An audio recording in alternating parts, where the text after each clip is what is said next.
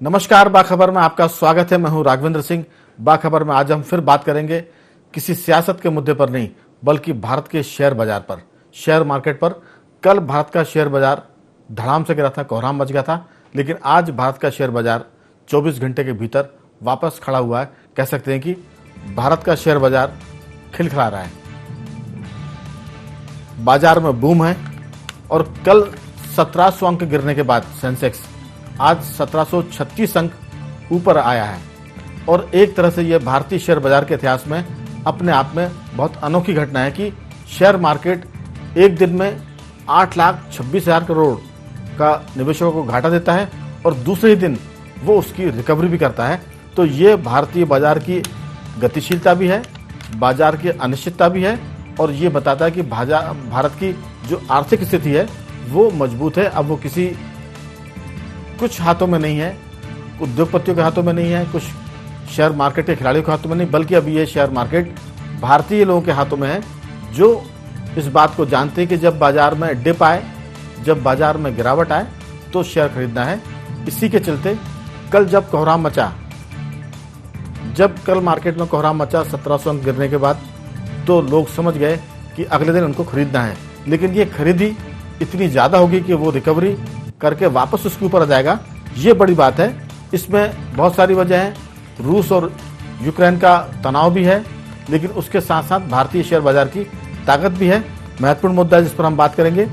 हमारे साथ स्टूडियो में मौजूद है हमारे दो विशेष मेहमान, हमारे वरिष्ठ पत्रकार साथी योगीराज योगेश और शेयर बाजार से जुड़े एक आम शेयर कह सकते हैं कि जो डीमेट अकाउंट चलाने वाले लोग होते हैं उसकी तरह उदयवीर सिंह, और इंदौर से हमारे साथ शेयर विशेषज्ञ अमित गुप्ता भी जुड़ गए हैं।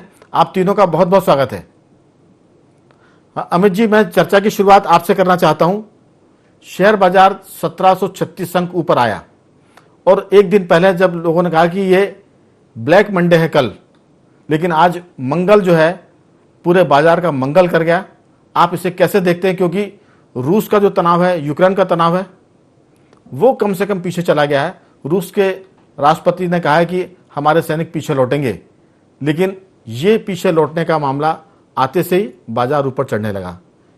क्या ये सिर्फ एक वजह थी वैश्विक कारणों की, या भारतीय अर्थव्यवस्था इतनी मजबूत है कि वो गिरने के बाद खड़े होने की ताकत उसमें है? आपकी राय।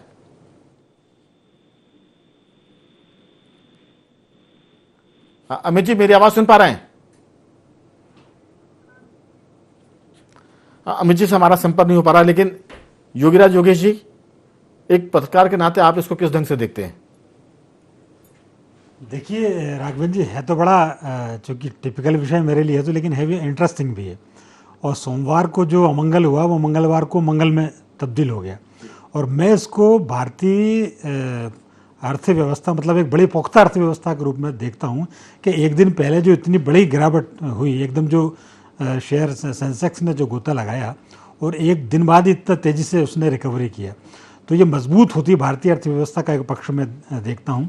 और अक्सर ये होता आ रहा है भारत के शेयर मार्केट में कि ये, जिसको हम कह सकते हैं कि ये जो विदेशी संस्थागत निवेशकों द्वारा संचालित, ऐसा कहा जाता है। बिल्कुल। और वो जब इन्वेस्ट करने लगते हैं तो शेयर मार्केट उछल जाता है, और जब वो निकालने लगते हैं तो शेयर मार्केट गिर जाता है। लेकिन ये पहला उदाहरण मैं ऐसा देख रहा हूँ जिसमें इंडिया की इंडिविजुअलिटी, इकोनॉमिक, जो यहाँ के जो, जिसको बोल सकते हैं ना, यहाँ के जो निवेशक हैं, उन्होंने अपनी एक तरह से, मैं तो उसको ऐसा कहूँगा कि शक्ति का प्रदर्शन किया, और एक ही दिन में उन्होंने उस जो पूरी जो गिरावट हुई थी उसको पूरी खाई को भरपूर कर दिया, उसको पाट दिया। लेकिन योगीराज जी, इसमें एक बात और है कि वैश्विक कारण भी थे इस पूरी मंदी के। कल की तारीख में सोमवार को हम देखें तो पूरी दुनिया के बाजार नीचे थे। अमेरिका का बाजार नीचे था, जापान का बाजार, सिंगापुर का बाजार, भारत का बाजार, यानी पूरा एशिया मार्केट, यूरोप मार्केट नीचे की तरफ था।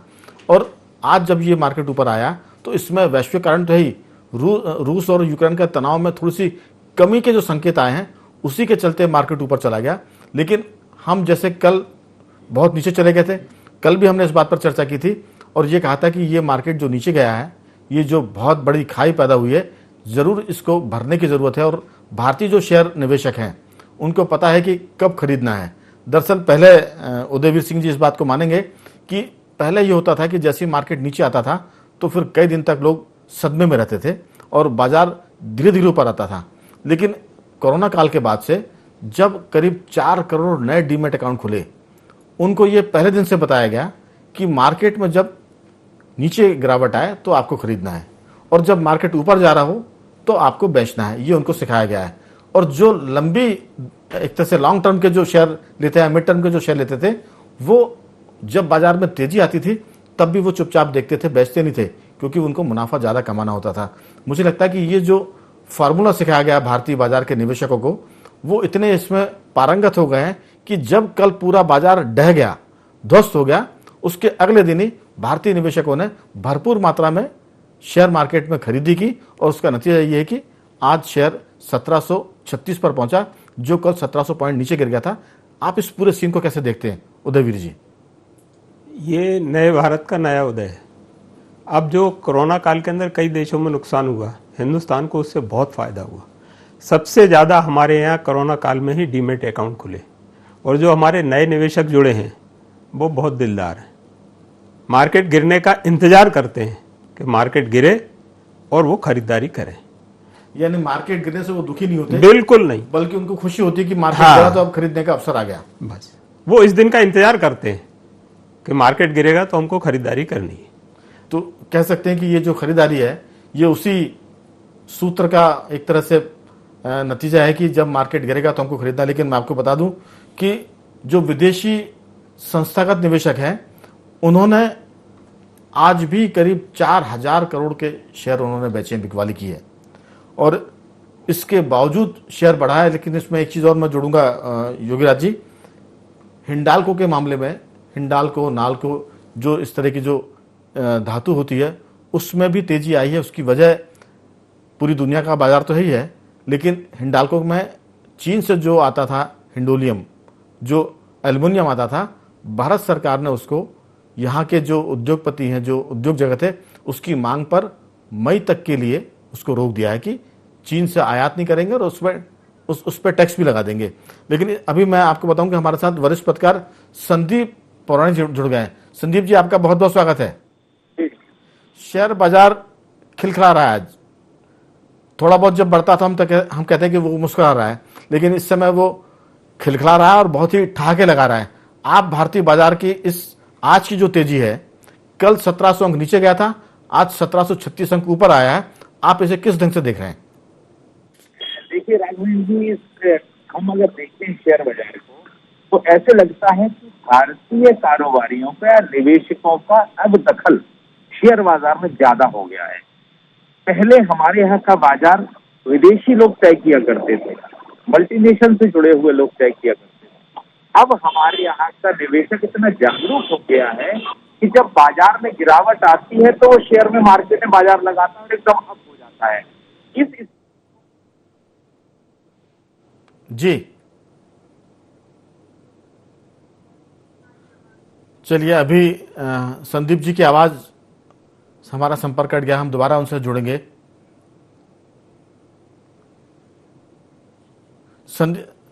दोबारा हम उनसे जुड़ेंगे। लेकिन योगीराज जी, जो आप बात कर रहे थे, मैंने उसमें जोड़ा कि किस तरह से हिंडाल्को, नाल्को के दाम बढ़ रहे हैं, उससे जुड़े शेयर मार्केट के। ये भी हम कह सकते हैं कि भारत में जो पावर सेक्टर है, स्टील सेक्टर है, आईटी सेक्टर है, ये भी एक तरह से इसका जो भविष्य है वो बहुत ऊपर की तरफ जा रहा है। आज भी अगर आप मंगलवार की बात करें, इस मंगलवार के मंगल में भी आईटी शेयर की हम बात करें, ये काफी ऊपर गए।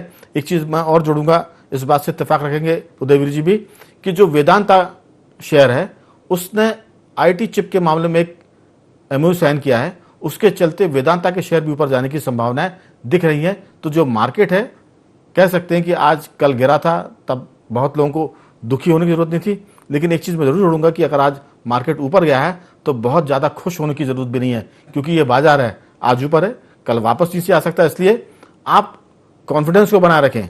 ऐसा नहीं है कि आज बहुत बढ़ गया तो खुश हो गए और कल गिर गया तो सदमे में चले गए। इसको देखने की जरूरत है, मूड माहौल को देखकर फिर मार्केट में शेयर खरीदने और बेचने की जरूरत है। आप पूरे इस सीन को और किस ढंग से देख रहे हैं योगीराज जी, आपकी राय? देखिए राघवन जी, मुझे जहाँ तक समझ में आ रहा है कि मामला केवल इतना ही नहीं है कि जब शेयर मार्केट जब गिरने लग जाए तो खरीदी कर लो, जब बढ़ने लग जाए तो बेच दो। बहुत सारे और ये भी कारण है, लेकिन इसके अलावा भी बहुत सारे कारण होते हैं जिसका जिक्र अभी आप कर रहे थे। जो स्टील सेक्टर है, भारत के जो स्टील सेक्टर है, पावर सेक्टर है, एनर्जी सेक्टर है, ये बड़े ज़बरदस्त तरीके से इन्होंने गेन किया है। और जो डिसीजन जिसका जिक्र आपने किया है कि बैन लगा दिया है चीन से जो आने वाले हिंडाल्को के धातु मामले का, में, जी ये भी एल्युमिनियम की बात जहां तक है, जी जी, तो ये जब सरकार इतने बोल्डली डिसीजन लेती है तो इसका असर भी शेयर मार्केट पर पड़ता है। और मुझे पिछले कई दिनों से ये लग रहा है कि इस मामले में भारत की न केवल सरकार बल्कि भारत के निवेशक बड़े साहसिक कदम लेने के लिए तैयार हुए हैं। और यही वजह है कि वो आज अपने हिसाब से शेयर मार्केट की दशा और दिशा तय कर रहे हैं। वो कितनी भी बड़ी रिस्क लेने के लिए तैयार है। जो पहले एक जो फैक्टर रहता था कि हम आगे बढ़े ना बढ़े, कई लोग चाहते थे कि हम बड़े शेयर मार्केट में बड़ा इन्वेस्टमेंट करें लेकिन डरते थे जी। लेकिन आज या तो इसको कहें कि या तो बहुत ज़्यादा तगड़ी स्टडी कर ली है, या बहुत ज़्यादा उस शेयर मार्केट को, गणित को भारत के लोग समझ गए हैं, या बहुत ज़्यादा निवेशकों की संख्या भारत में बढ़ गई है जो अब शेयर मार्केट की दिशा और बिल्कुल तय करने लगी है। युगराज जी, दरअसल भारतीय जो परिवार है उन्होंने अपनी गुल्लक तोड़ ली है। वो जो गुल्लक में पैसा जमा करते थे वो उन्होंने बजाय गुल्लक में जमा करने के उसको शेयर मार्केट में जमा करना शुरू किया है। मुझे लगता है कि जो 2 साल का कोरोना काल था उसमें भारतीय बाजार में महिलाओं की एंट्री भी बहुत तगड़ी हुई है। महिलाओं ने भी डीमेट अकाउंट बहुत ज़्यादा खुलवाए हैं। तो जो पैसा लगाने की बात है उदयवीर जी, दरअसल जो गुल्लक पे पैसा जमा होता था, जो बचत करके लोग रखते थे कि हम आड़े वक्त के लिए काम इसको इस्तेमाल करेंगे, अब उस पैसे को मुझे लगता है कि बाजार में आना शुरू किया है।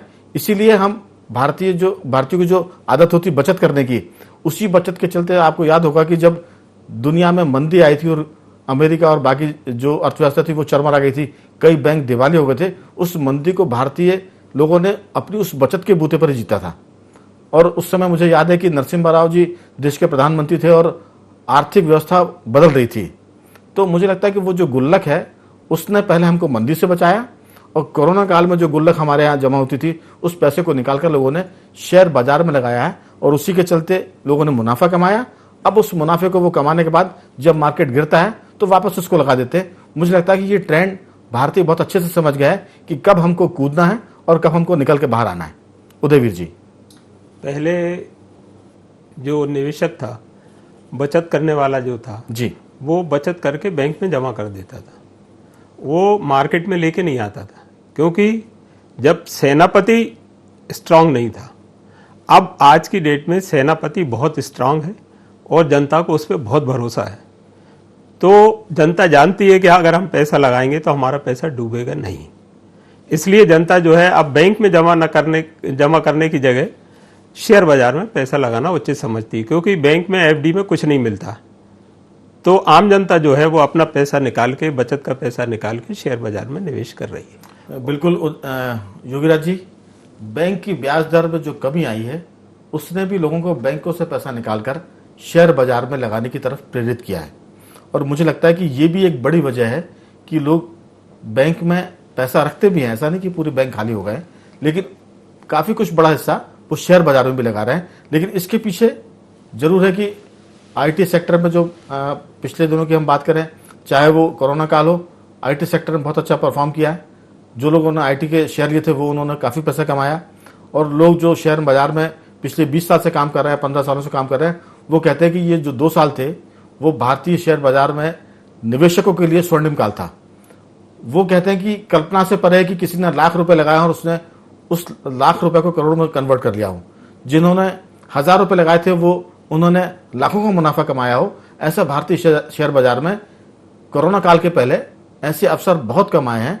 कभी आते थे जब लोग कहते थे कि एक फिल्म जो बनी थी अभी, उस फिल्म के हम अगर जिक्र करें तो उसमें तेजड़ीय मंडलियों की बात होती थी, लेकिन अब वो तेजड़ीय मंडलियों की बात कर हर्षद मेहता का मामला था, वो अकेला एक घटनाक्रम था जब एसीसी सीमेंट के शेयर आसमान छू गए थे और लोगों ने काफी पैसा बनाया था। अब एसीसी सीमेंट जैसे यहाँ कई शेयर है, आईटी में है, जो स्टील में है, आप कह सकते हैं कि सीमेंट के मार्केट में है, तो बहुत से हैं। लेकिन हमारे साथ संपर्क जुड़ गया दोबारा से संदीप पुराना जी से। संदीप जी, आप जो बात कर रहे थे उसको पूरा करें कि किस तरह से भारतीय शेयर बाजार गिरता है, संभलता है और फिर गिरने के बाद फिर संभल जाता है। देखिए राघवन जी, अभी तक हम लोग पिछले वर्षों का हम अनुभव देखते हैं जी। तो हमारे बाजार को बड़े उद्योगपति, बड़े कारोबारी और विदेशी निवेशक तय किया करते थे, मुझे ऐसा लगता है। जी जी। लेकिन अब भारतीय जो निवेशक है वो भी जागरूक हो गया है और वो बाजार की स्थिति को देख के निवेश करता है और अपनी स्थिति बढ़ाता है और निकल आता है जी। यही कारण है कि एक बार में इतना शेयर गिर गया बाजार और एकदम जंप कर गया। तो मुझे ऐसा लगता है जो छोटा कारोबारी है उसकी हिस्सेदारी बढ़ रही है शेयर बाजार में और खासकर वो भारतीय निवेशक हैं। यही कारण है कि एकदम गिरा बाजार और एकदम उठ गया। तो ये कहीं ना कहीं भारतीय निवेशकों के लिए खुशहाली वाला संदेश लगता है मुझे। बिल्कुल आपने ठीक कहा। कह सकते हैं कि कल जो शेयर मार्केट नीचे गया था 1700 अंक और उसमें 8 लाख करोड़ से ऊपर का नुकसान हुआ था, और आज जब वो 1736 अंक ऊपर आया तो जिसे कहते हैं ना वी शेप में मार्केट नीचे गिरा और फिर उतना ही ऊपर चला गया। ऐसा रेयरेस्ट होता है कि इतना मार्केट धड़ाम से गिर जाए नीचे और उसके बाद दूसरे दिन इतनी तेजी से वो वापस ऊपर भी आ जाए। जैसा हमने कल भी चर्चा में कहा था संदीप जी कि ये बहुत सारे कारण थे कल मार्केट गिरने के। वैश्विक कारण तो थे, रूस का, अमेरिका का, यूक्रेन का, पूरे यूरोपियन कंट्रीज का, नाटो का तनाव तो है उसमें था ही। जो रूस की सेना आज पीछे हटी हैं, वो अपने बेस की तरफ जा रही हैं, इस खबर ने भी मार्केट को एक तरह से बूम दिया है। लेकिन उसके साथ साथ ये भी हम कह सकते हैं कि जो भारतीय अर्थव्यवस्था है वो मजबूत हो रही है। इस बात के बार बार संकेत शेयर मार्केट से मिल जाते हैं। हालांकि मैं ये भी कहता हूं कि शेयर मार्केट भारतीय अर्थव्यवस्था का पूरा पैमाना नहीं है, क्योंकि जब कृषि मजबूत होती है तो भारतीय बाजार अपने आप मजबूत हो जाते हैं। तो इस साल कृषि का उत्पादन भी अच्छे होने की उम्मीद है, मानसून भी अच्छा है और शेयर मार्केट भी कोरोना की वजह से मजबूत हो गया है। तो ये दोनों तीन चीजें हैं जो मिलकर मार्केट को मजबूत बनाती है। संदीप जी, स्वाभाविक सी बात है राघवेंद्र जी, कोरोना ने अर्थव्यवस्था की कमर तोड़ दी ये कह सकते हैं हम, लेकिन उसके बावजूद भी भारत की अर्थव्यवस्था खड़ी हुई है। ये सुखद संदेश है कि हमारे यहाँ की अर्थव्यवस्था में बड़ा योगदान कृषि का है। जैसा आपने कहा कि मानसून अच्छा है, फसल अच्छी आई है, तो कुल मिलाकर के ये उम्मीद तो की जा सकती है कि आने वाला समय देश की अर्थव्यवस्था के मामले बेहतर रहेगा। हमें यह भी देखना होगा कि कोरोना काल में भी भारत की अर्थव्यवस्था गड़बड़ाई, लेकिन उस तरह से नहीं गड़बड़ाई जैसे दीगर देशों में हुआ है।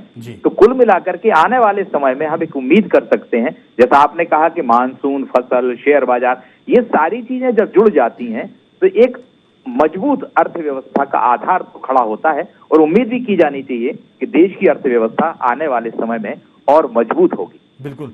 एक चीज और है उदयवीर सिंह जी से मैं पूछूंगा कि जो मिड कैप हैं, जो स्मॉल कैप हैं, वो भी काफी अच्छी बढ़त लेकर आए और उसमें कह सकते हैं कि जो आईटी के शेयर थे उससे अलग हटके भी बात कर रहा हूं मैं, आईटी के शेयरों ने बहुत अच्छा परफॉर्मेंस किया है और कई कंपनियों के तिमाही नतीजे भी आए हैं और वो भी उम्मीद से बहुत ज्यादा अच्छे तो नहीं हुए लेकिन घाटे में नहीं रहे।